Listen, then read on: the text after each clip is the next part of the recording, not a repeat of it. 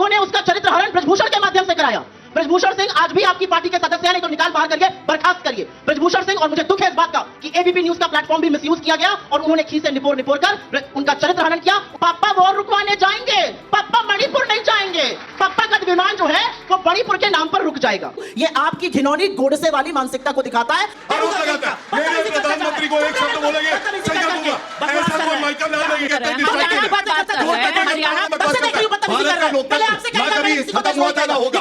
मुझे लगता है प्रधानमंत्री के बारे में बेकार की बातें करेंगी। मालिक वो देखो आप लोग कहते थे कि साहब ये अरविंद केजरीवाल अगर इतने साफ सुथरे हैं तो अदालत से मिल जाती है ना, इनको बेल क्यों नहीं मिलती है? बेल भी नहीं मिल रही और अब आज आम आदमी पार्टी कह रही है कि बीजेपी के मुंह पर ये तमाचा है। देखिए, जिनके गाल तमाचों से फूले हुए हों उनको ऐसा ही लगता है। मैं तो जानता हूं, मेरी बहन सुप्रिया जी ने, अजय माकन जी ने तमाम बार प्रेस कॉन्फ्रेंस करके इसी शराब घोटाले को उठाया था। ऐसा मुख्यमंत्री दिल्ली का जो दूसरों पे आरोप लगाता था, शीला दीक्षित जी पे भी लगाए थे कि अगर आरोप लगे तो तुरंत इस्तीफा दे दो। आज फेविकोल डाल के कुर्सी से चिपक गया है, जान चली जाए लेकिन मुख्यमंत्री की जो कुर्सी है वो नहीं छोड़ूंगा। ठीक है, ये फेस सेविंग आम आदमी पार्टी की तरफ से सुप्रिया जी की जा रही है, क्योंकि जो बात गौरव भाटिया कह रहे थे और वाकई में गिरफ्तारी को लेकर ही आम आदमी पार्टी की तरफ से तो सवाल उठाया जा रहा था, लेकिन अदालत ने, सीबीआई ने जो गिरफ्तार किया उसे कानूनी तौर पर सही कहा, बेल जरूर दी। यहां पर एक बड़ी अचंभित करने वाली बात की गई, डर की बात की गई। मोदी जी से कौन डर रहा है? 11 सितंबर को इन्होंने एक मेंबरशिप ड्राइव लॉन्च की है। कोयंबटूर में वो मीटिंग चल रही थी मेंबरशिप की। उस मीटिंग में निर्मला सीतारमण जी मौजूद थी। वहां पर श्री अन्नपूर्णा के जो मालिक है श्रीनिवासन जी आए, ऐसे ही बैठे थे। उन्होंने उठ के कहा कि मैडम, जीएसटी की बड़ी तकलीफें हैं, मिठाई पर 5% है, नमकीन पर 12% है, प्लेन बन पर 0 है, बन पर क्रीम लगा दो तो 18% है, थोड़ा जीएसटी को सुधार दीजिए, थोड़ा सरल बना दीजिए। ऐसे ही निर्मला जी बैठी थी, वो हंसी, उन्होंने थोड़ा सा कटाक्ष किया। मेरा अपना मानना था, पब्लिक सर्वेंट है, यहां से कोई भी उठ के हमें कुछ भी कह सकता है। आप मंत्री थी, आपको कोई सुझाव दे रहा था। 24 घंटे के अंदर श्रीनिवासन जी को बुलाया जाता है, निर्मला जी के आगे उनसे माफी दिलवाई जाती है। चोरी से बीजेपी उनका वीडियो रिकॉर्ड करती है माफी करते हुए, और उस वीडियो को बीजेपी के ऑफिशियल हैंडल्स वायरल करते हैं। बीजेपी तमिलनाडु ने वायरल किया। यह डर है, डर इस बात का है कि अगर आप हमसे सवाल पूछेंगे या आप अपने हक की बात करेंगे या आप अगर हमें आईना दिखाएंगे तो हम अपनी सीबीआई, ईडी, इनकम टैक्स तो आपके पीछे भेजेंगे ही, आपसे कान पकड़ के माफी कराएंगे। यह सत्ता का नशा है इनका। लेकिन क्योंकि अरविंद केजरीवाल जी के बारे में बात हो रही है, मुझे लगा जो टिप्पणियां इन्होंने करी है वो आम आदमी पार्टी को उसका आंसर देना चाहिए, आपको उनको बुलाना चाहिए था। खैर, मेरा अपना मानना है कि एक न्यायिक प्रक्रिया होती है और इसी जो मैंने आपको एग्जाम्पल दिया कोयंबटूर का, उसी को मैं आगे बढ़ाते हुए कहती हूं, ऐसे तमाम लोग हैं जो हिंदुस्तान की जेलों में बिना ट्रायल के सड़ रहे हैं क्योंकि उनका चेहरा नरेंद्र मोदी और अमित शाह को नहीं पसंद है। राजनीतिक प्रतिशोध के कारण जल रहे हैं, कुछ स्टूडेंट्स हैं, कुछ एक्टिविस्ट हैं, कुछ ऑफिसर्स हैं, तमाम ऐसे लोग हैं। कोर्ट को उनका संज्ञान लेना चाहिए। मेरा अपना मानना है, जब यह शराब घोटाला हो रहा था तब बीजेपी के 8 विधायक असेंबली में, 7 इनके सांसद, तमाम इनके काउंसलर, ये लोग तो चादर तानकर सो रहे थे। शराब घोटाले पर एक्चुअल कंप्लेनेंट हम हैं। लेकिन मेरा अपना मानना है कि न्याय संगत कार्रवाई होनी चाहिए। बेल अगर नॉर्म है तो बेल मिलनी चाहिए। Bail, if jail is the norm तो आप जेल करिए। हमारे कानून में बेल इज द नॉर्म। मेरा अपना मानना है, हमारी कोई तकलीफें नहीं बढ़ रही हैं। हमारी तकलीफ इसलिए नहीं बढ़ रही है क्योंकि हम तो प्रचंड बहुमत से अपने दम पर हरियाणा भी जीतने जा रहे हैं और जम्मू कश्मीर भी जीतने जा रहे हैं। दोनों जगह आपको जनता आईना दिखाएगी, हम तो दिखा ही रहे हैं। पलटने की जहां तक बात है ना, एलटीसीजी टैक्स पर आप पलट गए, उसके बाद आया लैटरल एंट्री, आप पलट गए, रह रहकर कानूनों पर, चाहे वो यूट्यूब का ब्रॉडकास्टर्स बिल हो, आप पलट गए, वक्फ बोर्ड पर आप पलट गए, हर चीज पर तो आप पलट रहे हैं। आप तो कहते थे एनपीएस सबसे अच्छा है, यूपीएस लाकर आप पलट गए। पलट आप रहे हैं। चाचा जी नीतीश से नाम पलटू राम अब आपने रख लिया है और बातें हमारी करते हैं। मेरा अपना मानना है कि बीजेपी का सत्ता का जो मद है वो इस कदर सिर पे काबिल है कि उनको लोग भी नहीं दिख रहे हैं और वही लोग आपको आईना दिखा रहे हैं। मेरी बातें छोड़ दीजिए, मैं तो कांग्रेस की हूं तो मैं तो बात करूंगी हरियाणा की। आपके जैसे चैनल, तमाम और चैनल जो हरियाणा जाके लोगों के मन की बात पूछ रहे हैं। आज मैं सवेरे देख रही थी, एक ताऊ वहां बोल रहा है कि बीजेपी का मतलब है बड़ी जल फेंकू पार्टी। ये शब्द उनके हैं, मेरे नहीं है। बड़ी तो जल फेंकू मतलब उनके यहाँ कहा जाता है कि झांसा देने वाली पार्टी।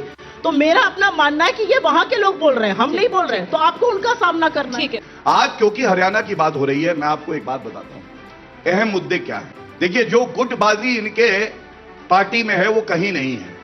कुमारी शैलजा, भूपिंदर हुड्डा और रणदीप सुरजेवाला। अब रणदीप सुरजेवाला के मैं दो बयान आपको बताता हूं। रणदीप सुरजेवाला ने जो कहा, मैं समझता हूं सबको शर्मसार कर देगा, और हरियाणा स्वयं जो है उन्हें कभी एक वोट ना देना कांग्रेस पार्टी को। पहला, उन्होंने कहा जनता अगर भारतीय जनता पार्टी के लिए वोट करती है तो वो राक्षस है। इस बयान के बाद तो लोकसभा चुनाव हो गया ना, कई लोकसभा चुनाव जिसमें हरियाणा में आपके बीजेपी। हर प्रश्न का मैं उत्तर दूंगा, लेकिन मैंने दो बयान कहे थे, मैं दूसरा भी पढ़ दूं फिर आप प्रश्न पूछ लीजिएगा, ठीक है। रणदीप सुरजेवाला का एक बयान है, हमें लोग विधायक सांसद क्यों बनाते हैं, हम हेमा मालिनी तो है नहीं कि चाटने के लिए बनाते हैं। आप मुझे बताइए, इस तरह के लोग अगर इनकी पार्टी के जनरल सेक्रेटरी हैं, और सबसे बड़ी बात है ये महिला अस्मिता की क्या बात करेंगे। कलकत्ता में हमारी एक बहन डॉक्टर, उसकी हत्या और रेप हो जाती है। एक पार्टी जो खड़ी रही जनता के साथ वो है भारतीय जनता पार्टी। मैं आपसे इतना जानना चाहती हूँ कि इतनी हमदर्दी आप बाकी सारे महिलाओं के साथ जता रहे हैं, वो विनेश फोगाट जो सड़क पर बैठी हुई थी, जिनको दिल्ली पुलिस खींच रही थी, उनके साथ भी हमदर्दी दिखा देते। हरियाणा की पहलवान बेटियां नहीं दिखी? विनेश फोगाट जी पहलवान थी, वो भारत की आन बान शान है, उनका सम्मान तब भी था और आज वो कांग्रेस पार्टी में है। ये चरित्र केवल भाजपा के प्रवक्ता का हो सकता है, आज भी हम सम्मान करते हैं। चल झूठा। ब्रजभूषण को हमने टिकट नहीं दिया, और आज भी हम कहते हैं कि न्याय प्रणाली अपना काम कर रही है, पुलिस अपना काम कर रही है, और कोई भी अगर हमारी बहन के साथ गलत किया करेगा, हमारी पार्टी में भी उसके लिए जगह नहीं होगी और ना हम उसको छोड़ेंगे। हिपोक्रेसी की भी सीमा होती है। जेल की सलाखों के पीछे तो हरियाणा में पहलवान बेटियों पर मतलब कांग्रेस राजनीति कर रही है। सुप्रिया जी, विनेश फोगाट जिस दिन अपना गोल्ड मेडल हारी, मुझे लगता है पूरे देश की हार थी, वो पूरे देश की उम्मीद थी, पूरे देश की आशा थी, पूरा देश अपनी बेटी के साथ खड़ा था। बीजेपी की आईटी सेल के वेरीफाइड लोग, बीजेपी के नेता खुशी मना रहे थे, बयान दे रहे थे कि अच्छा हुआ इसके साथ। मैं नाम लिख लिख कर वेरीफाइड हैंडल्स के बता सकती हूँ, बीच में मत बोलिए, मैं बीच में नहीं बोलूंगा, दिखा दीजिएगा बस। खुशी मना रहे थे, ट्रेंड करा रहे थे। पहली बात, विनेश फोगाट ने कांग्रेस पार्टी ज्वाइन करी। विनेश फोगाट जब इस देश के लिए मेडल लाई तो प्रधानमंत्री ने कहा मेरे देश की बेटी है, मेरे घर की बेटी है। उनके घर से 500 मीटर दूर पर वो 1.5 महीने बैठी रही। 1 महीने बाद जब पुलिस को कोर्ट ने ऑर्डर दिया, दिल्ली पुलिस जो अमित शाह को रिपोर्ट करती है, तब ब्रजभूषण के खिलाफ एफआईआर लिखी गई। उन बेटियों को सड़कों पर घसीटा गया, बूटों तले रौंदा गया, एक शब्द इनके मुंह से नहीं निकला। और जब विनेश ने कांग्रेस ज्वाइन करी तो इन लोगों ने उसका चरित्र हरण ब्रजभूषण के माध्यम से कराया। ब्रजभूषण सिंह आज भी आपकी पार्टी के सदस्य हैं, नहीं तो निकाल बाहर करिए, बर्खास्त करिए ब्रजभूषण सिंह। और मुझे दुख है इस बात का कि एबीपी न्यूज का प्लेटफॉर्म भी मिसयूज किया गया और उन्होंने खीसे निपोर निपोर कर उनका चरित्र हनन किया, उनके बारे में ऐसी बातें कही जो मैं एक औरत होने के नाते नहीं कह सकती हूं। मुझे लगता है बेटी के दामन पर हाथ डालने का हिसाब मैं नहीं, हरियाणा देगा आपको। ऐसा जवाब देगा कि आपको समझ में आ जाएगा कि यह देश अपनी बेटी, अपनी बहुओं की इज्जत करता है, और जब जब आप नहीं करेंगे वो उठ खड़ा होगा, ये याद रखिएगा। ये बात करते हैं महिला अस्मिता की। इस देश के आदमखोरों ने कारगिल की एक, मतलब जो कारगिल का सैनिक था, उसकी पत्नी तक के बदन को नोचा। 76 दिन तक ये चुप रहे मणिपुर में, और जब बोले तो 36 सेकंड बोलते हैं प्रधानमंत्री। और ये लोग बेहयाई में कहते हैं मणिपुर में लाइए अविश्वास प्रस्ताव। मणिपुर इस देश का हिस्सा नहीं है। 16 महीने से मणिपुर जल रहा है, फिर से हिंसा भड़क चुकी है। और यह सच है कि मणिपुर में आज रॉकेट से, आज ड्रोन से, और आज वहां पर आरपीजी से हमले हो रहे हैं। कहां है देश का प्रधानमंत्री? प्रधानमंत्री ग्रीस, रशिया, यूक्रेन, पापा वॉर रुकवाने जाएंगे, पापा मणिपुर नहीं जाएंगे। पापा का विमान जो है वो मणिपुर के नाम पर रुक जाएगा। इन्होंने बात करी यहां पर महिला अस्मिता की।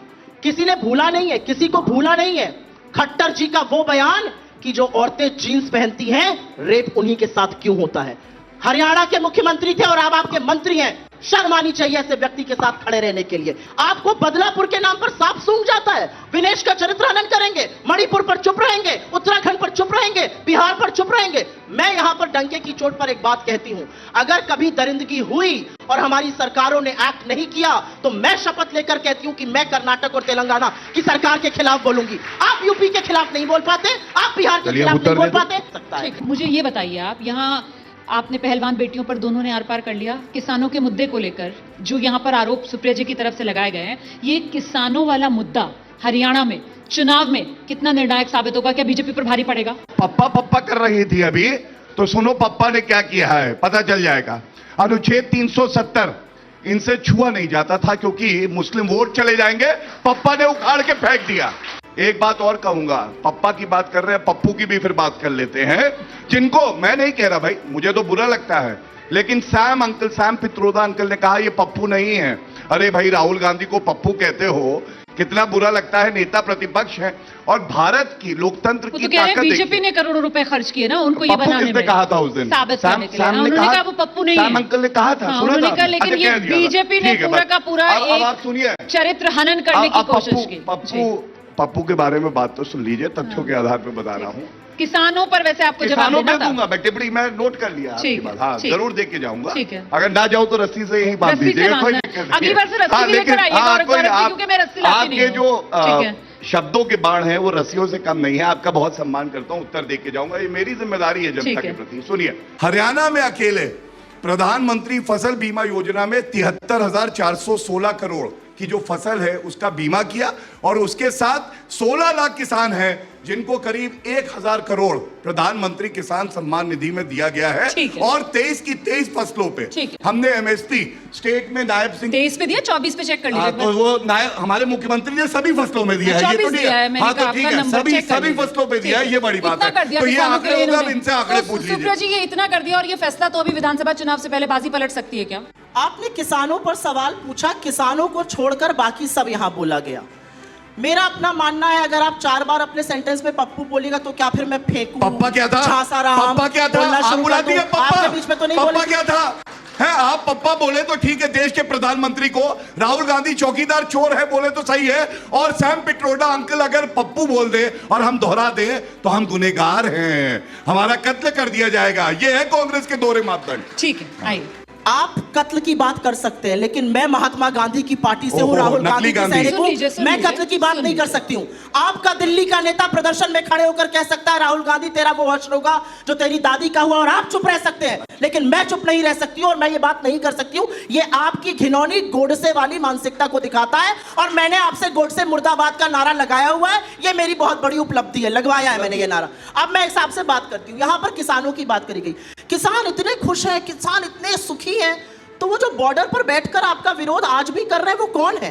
वो किसान कौन है जिनके लिए आपने नई दिल्ली आने वाली सड़कें खुदवा दी, कीले गुड़वा दी और वहां पर चट्टान लगवा दी सीमेंट की? वो किसान कौन है जिनके ऊपर आप आंसू गैस के बमगोले छोड़ते हैं? वो किसान कौन है जिनके लिए राष्ट्र की राजधानी दिल्ली के रास्ते बंद है? दिल्ली किसी की बपौती है? दिल्ली सिर्फ हमारी आपकी है? दिल्ली इस देश के किसानों की नहीं है क्या? किसका हक है इस किसानों के लिए दिल्ली को बंद किया जाए? ये क्या झुंझुना बजाते रहते हैं, पीएम किसान पीएम किसान?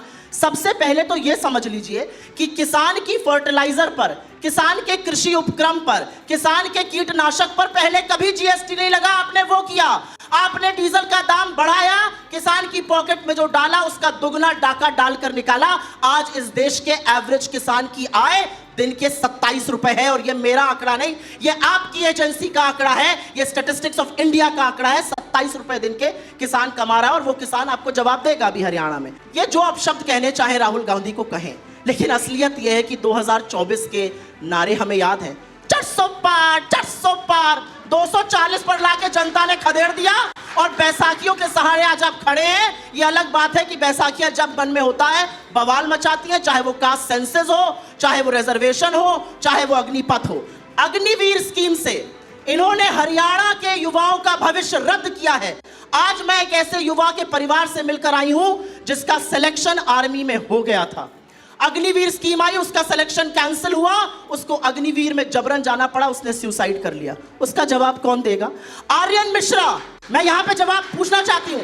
आर्यन मिश्रा 17 साल का युवा अपनी गाड़ी से जा रहा है फरीदाबाद, राष्ट्र की राजधानी दिल्ली से 20 किलोमीटर दूर, उसकी हत्या करी जाती है, गाड़ी से दौड़ाकर उसको गोलियों से भून दिया जाता है। मारने वाला कहता है, और इसकी मां का बयान है, ये मेरा बयान नहीं, मेरा दिल फट गया वो देखकर।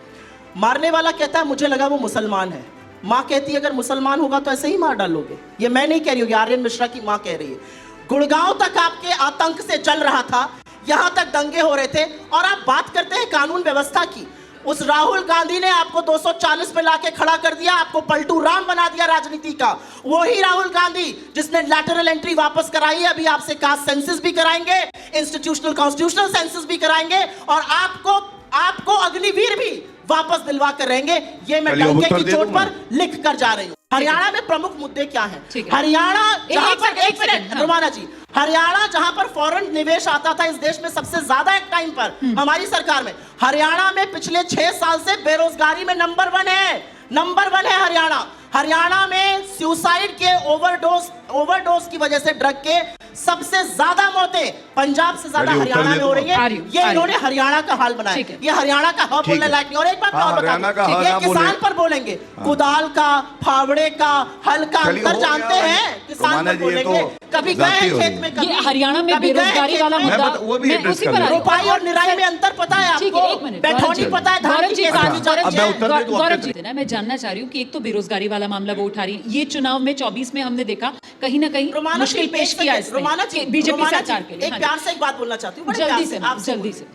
हरियाणा को तो इस कगार पर ले आए कि हरियाणा के जो युवा हैं वो इजराइल के युद्ध क्षेत्र में जाने को तैयार है। हरियाणा में जब 5000 सफाई कर्मचारियों की नौकरी निकलती है तो करीब 50,000 पोस्ट ग्रेजुएट और ग्रेजुएट अप्लाई करते हैं। ये उधर की बातें नहीं है, यही बातें हैं। अब जवाब ले लेते हैं ना, बेरोजगारी का मुद्दा हरियाणा। आइए गौरव जी, ठीक है, हरियाणा की स्थिति क्या है? आप दोनों का हरियाणा जाना हुआ, हरियाणा में भी मुकाबला बीजेपी वर्सेस कांग्रेस है, या फिर ये जिस तरीके से छोटे दल गठबंधन बन रहा है, आम आदमी पार्टी है, उधर जेजेपी आजाद समाज पार्टी के साथ आ गया है, आईएनएलडी, बीएसपी और वो कांडा साहब साथ में आ गए। आपको लगता है कि साल सत्ता चलाने के बाद जेजेपी अब जाएगा और कहेगा हमें वोट दीजिए और लोग वोट दे देंगे? खदेड़े जा रहे हैं, गांव में घुसने नहीं दिए जा रहे, भाजपा भी और इनका भी टीम जेजेपी भी। मैं आपको एक बात बताती हूँ, आपने कहा हरियाणा, मैं करीब 4-5 दिन लगातार हरियाणा में प्रचार करके आ रही हूँ। ठीक है, मैं आपको एक बात लिखकर दे सकती हूँ, बीजेपी अगर 20 पार कर ले तो इनका अच्छा प्रदर्शन रहेगा। 90 में से 20 में समेट रहे हैं, 20 पार कर ले तो अच्छा प्रदर्शन रहेगा। और लड़ाई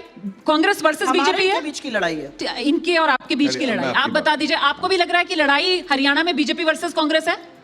देखिए, हरियाणा वो प्रदेश है पहलवानों का, जो मजबूत पहलवान होता है वो अपनी बात करता है, वो ये बात नहीं करता कि दूसरा कमजोर है कि नहीं है। तो मैं सिर्फ इतना कहूंगा अपनी साथी से, इन्होंने ये नहीं बताया, इसको उठा लीजिए। इन्होंने ये नहीं कहा, इन्होंने एक थैंक यू तो बोल दीजिए। Thank you madam, thank you Romana ji, thank you, बहुत अच्छा लगता है मुझे आप बीच में टोक देती हैं, लेकिन थैंक यू। ठीक है, अब सुनिए, इन्होंने एक बार ये नहीं बताया कि इनकी सीटें कितनी आएंगी, इन्होंने भाजपा की बताई।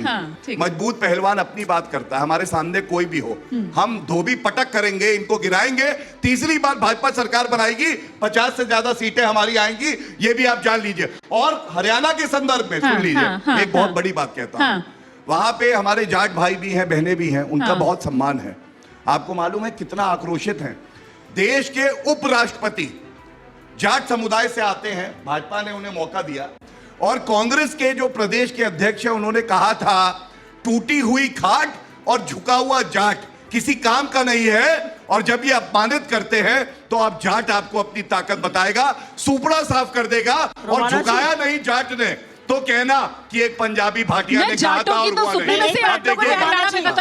जाटों में तो इस बात को लेकर इतना आक्रोश है कि जाटों की जो राजनीति थी और मुख्यमंत्री जाट समुदाय से आता था, आप लोगों ने तो वहां पर ये कहा जाता है आम जबान में कि जाट को एक तरीके से झूठ बना दिया। आप पहले खट्टर फिर सैनी साहब को आप वहां ताजपोशी करा रहे हो। और सर चेहरा कौन है? मतलब खट्टर साहब ने इतना खराब काम किया कि 9.5 साल उनका चेहरा सिर्फ सैनी है। पूछ रहा हूँ रोमाना जी, खट्टर नहीं है, सिर्फ सैनी है। आप बताइए, खट्टर साहब का चेहरा भूल जाए जनता। अब देखिए, खट्टर साहब का चेहरा भूल जाए। मैं उत्तर दे रहा हूँ, सुनिए। अभी मुझसे कह रहे थे ना, मुझे नहीं पता, इसलिए पूछ रहे हो। आपको तो सब कुछ पता है, ये तो अच्छा लगता है आपके शो में आके, आपको सब कुछ पता होता है। जवाब दीजिए ना। देखिए, ऐसा है, आपने हमारी बात कर ली। भारतीय जनता पार्टी वो पार्टी है जहां पे शीर्ष नेता नरेंद्र मोदी जी हमारी विचारधारा, हमारा कैडर है, और उसके बाद मुख्यमंत्री अगर बदल भी जाते हैं ना किसी प्रदेश में, आप गुजरात में देख लीजिए, उत्तराखंड में देख लीजिए, वो कहते हैं हम पार्टी के लिए समर्पित है, जनता की सेवा करेंगे। इस प्रकार की बचकाना बातें किसी के गले नहीं उतरती, लोग मजाक उड़ाते हैं।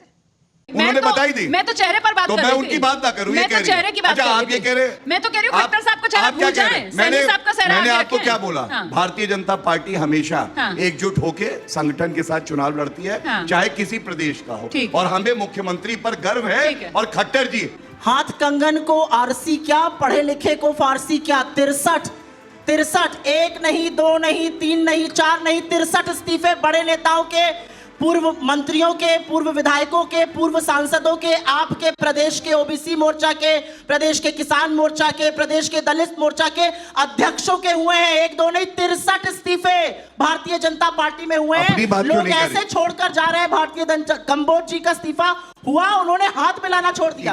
इनके मुख्यमंत्री का तो ये हाल है कि अपनी सीट छोड़कर भाग गए, अपनी सीट छोड़कर भाग गए। सैनी साहब करनाल से नहीं लड़ पा रहे हैं और यहां पर ये जाटों की बात करेंगे। सतपाल मलिक को इन्होंने बनाया था गवर्नर। सतपाल मलिक एक जाट है, उस बेचारे ने किसानों के लिए बोल दिया तो उसको बीजेपी वालों ने देशद्रोही डिक्लेयर कर दिया। जिस जाट के बेटे को आपने देशद्रोही डिक्लेयर किया है, किसने बनाया था? आपने बनाया था। तो उसको देशद्रोही आप डिक्लेयर करेंगे, ये बताइए मुझे। और मैं एक चीज यहाँ पर बोलना चाहती हूँ, यहाँ पे आकर ना सबसे बड़ा देशद्रोही तो राहुल गांधी है, जो सिखों के पगड़ी को हटा रहा है। उससे बड़ा देशद्रोही कौन है? जो ये कह रहा है कि भारत का लोकतंत्र खत्म हो गया। ठीक है, जवाब सबसे बड़ा देशद्रोही तो वो है। ठीक है, आरोप लगाया आपने, जवाब दीजिए। बताइए मुझे, किसी को देशद्रोही की बात करें ये कौन होते हैं देशद्रोही कहने वाले? उंगली अपने पास रखिए, अपने पास रखिए अपनी उंगली। आप बकवास करती है, आपका नेता बकवास करती है, राहुल गांधी बकवास करता है। भारत का लोकतंत्र ना कभी खत्म हुआ था ना होगा। मुझे लगता है हम लोग हरियाणा पर बात कर रहे हैं, हरियाणा पर बात कर रहे हैं, जो कि प्रधानमंत्री के खिलाफ आरोप लगाता है। मेरे प्रधानमंत्री को एक शब्द बोलेंगे सही कर दूंगा। ऐसा कोई माइकल लाल नहीं है जो देश के प्रधानमंत्री के बारे में बेकार की बातें करेंगे।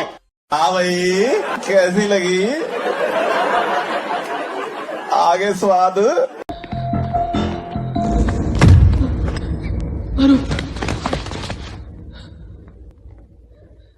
क्या हुआ? कुछ मुंह में घुसेड़ा, उसके बाद गले को उधेड़ के नाक से बाहर निकाला, उसके बाद मेरी बत्ती गुल हो गई। अब बताइए मैं क्या करूंगा? एक बहुत सिंपल सी टिप आपके साथ शेयर करती हूँ। अपने हाथ को इस तरह से रखिए। If you look at this from your side, आपका लेफ्ट हैंड आपको बी के जैसे दिखेगा और राइट हैंड आपको डी के जैसे दिखेगा। B and D. बी फॉर थोड़ी मदद रखिए। वे मैथों तेरा मन पर